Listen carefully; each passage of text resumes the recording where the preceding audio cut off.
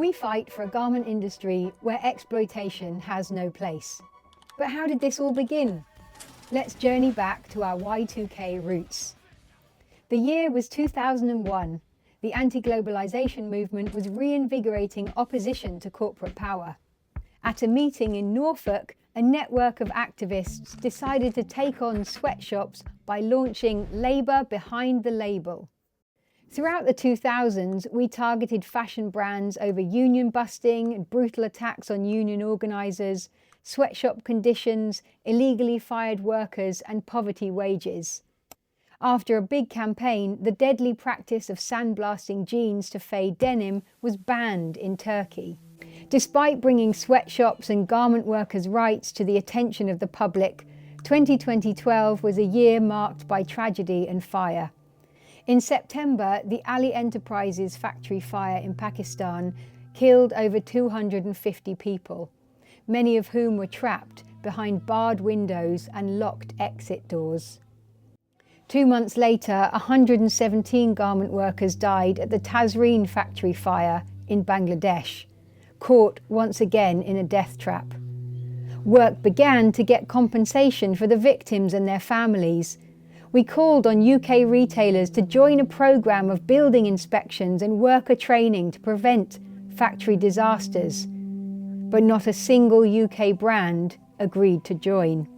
Then, in 2013, the global movement for garment worker solidarity faced its biggest challenge yet. It was the worst industrial disaster in Bangladesh's history. The Rana Plaza tragedy. The memories of Rana Plaza.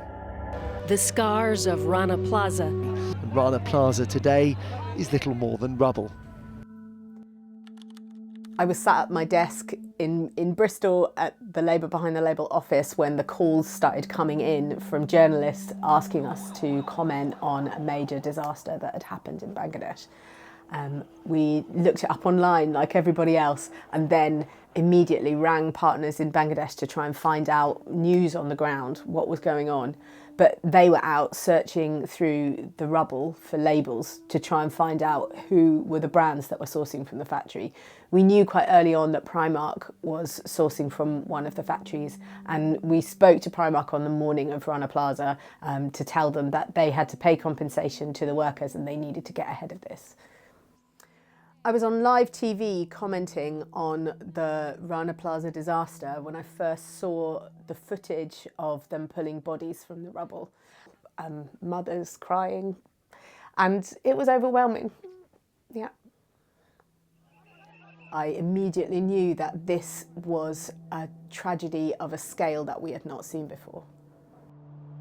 The global outrage over the loss of 1,138 lives at Rana Plaza was turned into sustained and coordinated action to permanently change the conditions faced by garment workers. We dug into our long-term persistence in raising workers' demands with brands over and over again until they listened.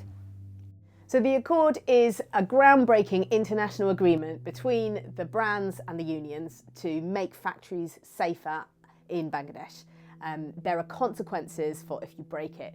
It's binding in nature. Since it's been signed, there's been a massive improvement in factory safety in Bangladesh.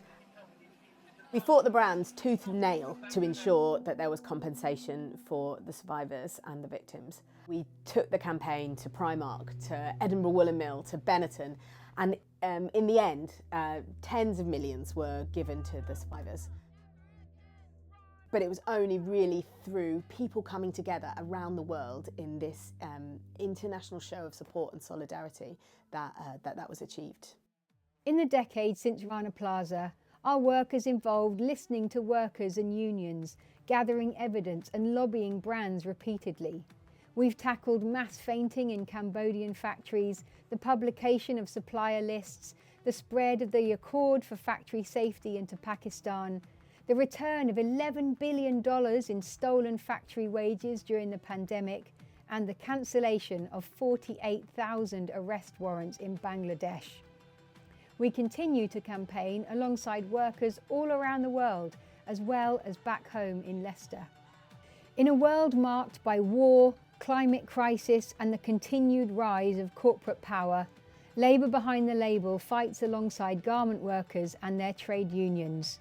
We show up, we listen, we research, and then we dig in and pressure brands behind the scenes and in public over and over again until we change policy. From our deep roots of solidarity come the fruits of political change as we determinedly fight for a garment industry where exploitation has no place. Join us. We've been doing this for 25 years and we're in it for the long run.